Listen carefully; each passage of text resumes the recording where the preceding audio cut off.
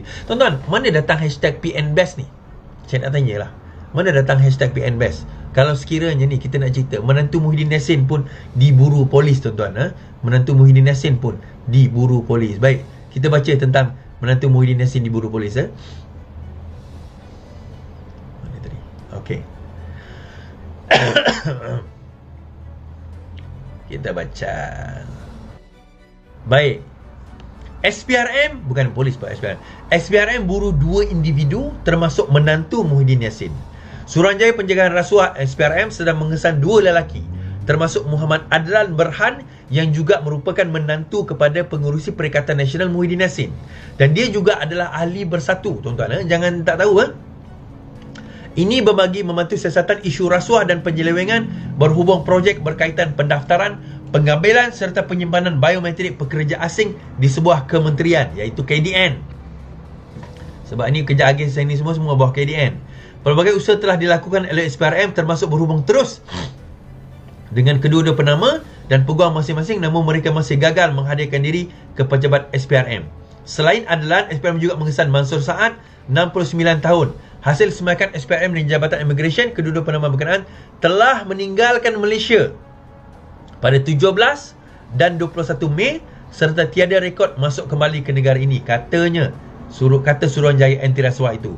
Sehubungan itu, orang ramai atau mengenali individu mempunyai maklumat diminta menghubungi penyiasat SPRM. Bekas Perdana Menteri pada Februari lalu menafikan sebarang pelibatan dalam pemberian kontrak yang didakwa ada kaitan dengan menantunya Adlan. Ini selepas SPRM dilaporkan sedang menyiasat penganugerahan kontrak itu atas alasan kemungkinan salah guna kuasa dalam sistem immigration bersepadu nasional. Saya sebagai Perdana Menteri pada masa itu sama sekali tidak terlibat dalam proses penganugerahan kontrak kepada NISA kepada Iris Corporation. Muhyiddin yang juga Presiden Bersatu itu berkata tiada ahli keluarganya mempunyai hubungan dengan Iris Corporation. Pada 2020, Pentadbiran Muhyiddin mengumumkan NISA sebagai sistem lebih baik bagi menangani kelemahan sistem imigresen Malaysia. Ia kemudian dilancarkan pada tahun 2021 oleh Hamzah Zainuddin. Dan kita kena ingat, tuan-tuan, Menteri KDN tahun 2020 Muhyiddin Yassin. Kemudian Menteri KDN tahun 2020 lah. Menteri KDN tahun 2018 hingga 2020 adalah Muhyiddin Yassin. Setelah itu Menteri KDN-nya adalah Hamzah Zainuddin. Kedua-duanya daripada Bersatu. Setelah itu Muhyiddin Yassin menjadi Perdana Menteri. Dia ada satu lagi watak yang sekarang ini belum lagi ditonjolkan, iaitu anak Muhyiddin Yassin. Fakri Yassin, Fakri Muhyiddin nama dia. Kalau tak Fakri kot nama dia. Anak Muhyiddin Yassin ni satu lagi watak yang belum muncul, tuan-tuan. Tidak lama lagi juga watak ini akan muncul. Kita kena nampak dan kena lihat, tidak lama lagi watak ini akan muncul dalam dalam keadaan kita ada sekarang ni lah. InsyaAllah akan muncul. Baik, tak apa, itu kita biar SPRM lakukan siasatan kepada beliau. Baik, saya nak bawa satu kenyataan daripada Hadi Awang. Ni tuan-tuan tengok sendiri, satu kenyataan daripada Hadi Awang. Dan kenyataan ini tuan-tuan dengar dan tuan-tuan nilai. Baik, kita dengar. InsyaAllah kita menang sepenuhnya di Kedah, Kelantan dan Terengganu. InsyaAllah. Kita mau menang juga di Pulau Pinang, Selangor dan Negeri Sembilan.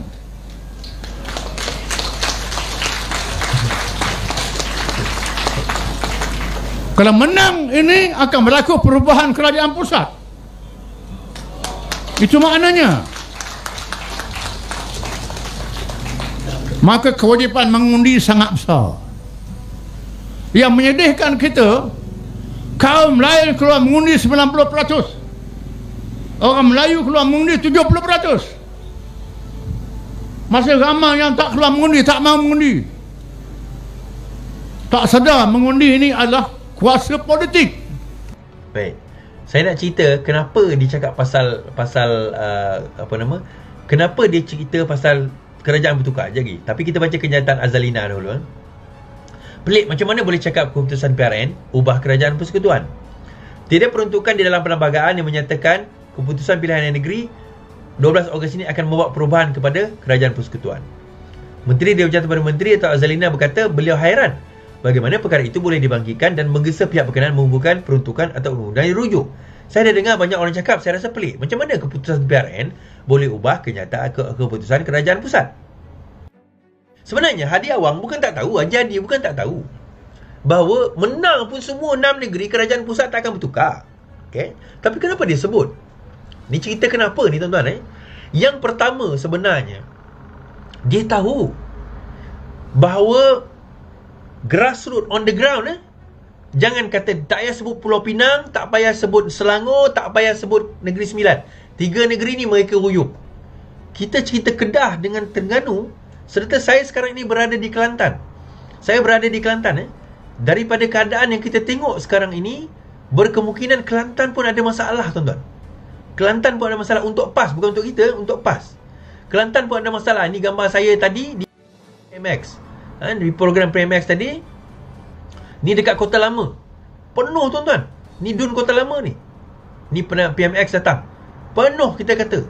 PMX datang tadi di Dun Kota Lama. Itu yang kat depan ni, yang kat belakang saya ada lagi. Yang tak boleh nak masuk tadi tu. Walaupun hari hujan, tetap ramai yang ada dekat situ. Now, isu yang melanda sekarang ni adalah kenapa Hadi bercakap sedemikian.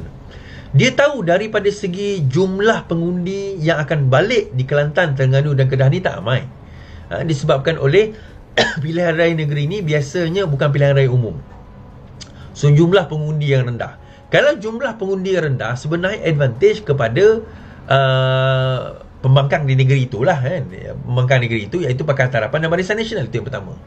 Yang kedua tuan-tuan, sekarang ini rakyat negeri Kelantan itu sendiri, macam saya kata, Pok Tek sepupu Nik Amar sendiri telah membuat satu post, telah buat post setiganya, bukan posting, satu pondok, Pakatan Harapan punya pondok di sebelah rumah Nik Amar. Dia sendiri yang buat. Dia kata kita dah tak tahan, tak larat dah tuan-tuan. Dia kata kat negeri Kelantan ni kami dah tak larat dah. Panco ni Dun Timbalan Menteri Besar Kelantan. Tadi saya pergi Pekan Pasir, Menteri Besar Kelantan bertanding, kedua-duanya masalah air. Ni kita nak cerita, kedua-duanya ada masalah air yang teruk. Itu kita, kalau saya kempen panjang, cerita panjang, tak payah cerita panjang. Saya bagi contoh. Ini air dalam hotel saya nak tunjuk tuan-tuan. Ni dalam TikTok. Ni air dalam tempat hotel saya. Ni air saya. Kan? Nampak air ni. Disediakan air ni untuk apa? Sebab dia memang ada masalah. Kalau sekiranya ni air yang untuk minum lah, tapi ada kemungkinan juga air ni kalau sekiranya air kat dalam tu tak boleh nak proses. Kan biasanya kita ambil je air pipe, lepas tu kita boleh masak, betul tak? Yang ni tak boleh. Tak boleh nak guna. Saya boros gigi pakai air tu, saya boleh rasa lagi dekat dalam mulut saya ni, rasa tanah tu ada. Kita kata rasa tu ada lah, kan? Mungkin orang Kelantan lebih tahulah. Tu saya kadang-kadang saya peluk tuan-tuan, macam mana korang boleh tak? Iyalah, mungkin anak-anak Kelantan yang duduk luar Kelantan, dia tak perasan. Dia tak kesian ke kat mak bapak dia? Terima kasih Norina. Terima kasih, thank you 50%. Dia tak kesian ke kat mak bapak dia? Tak kesian ke kat Tok Wan dia, dekat nenek dia, datuk dia? Tak kesian ke? Korang duduk sini, datang Kelantan, mengundi, korang balik ke negeri masing-masing, menumpang negeri lain, pergi Selangor, pergi Negeri Sembilan, pergi Kuala Lumpur, pergi Perak untuk bekerja, berkeluarga. Tapi yang tinggal dekat sini, dekat negeri Kelantan ni tuan-tuan, yang tinggal ni siapa? Orang-orang tua, orang yang tak mampu nak keluar daripada negeri ini. Mereka terpaksa menghadapi. Saya tak tahu macam mana agaknya dia orang menjalani kehidupan harian. Itu yang ada air, yang tak ada air, kan? Yang kita cerita tak ada air, tiba-tiba tak ada air masa hari perayaan, tak ada air, bagaimana? Jadi keadaan tersebut yang kadang-kadang menyedihkan kita. Keadaan tersebut yang kadang-kadang menyedihkan. Tapi kan, Allah tidak akan mengubah nasib sesuatu kaum itu, melainkan kaum itu sendiri yang nak ubah nasib dia sendiri. Dan Allah tidak akan mengubah nasib sesuatu kaum itu, melainkan kaum itu sendiri yang nak ubah berdiri mereka sendiri. Saya hanya boleh bercakap, saya bukan orang Kelantan. Saya hanya boleh bercerita, saya hanya boleh bercakap, saya hanya boleh mengingatkan, kan, memberi pesanan. Saya hanya boleh menyatakan begini begitu. Tetapi hujungnya tuan-tuan dan perempuan lah yang akan menentukan undi yang akan datang nanti di negeri Kelantan, di negeri Terengganu.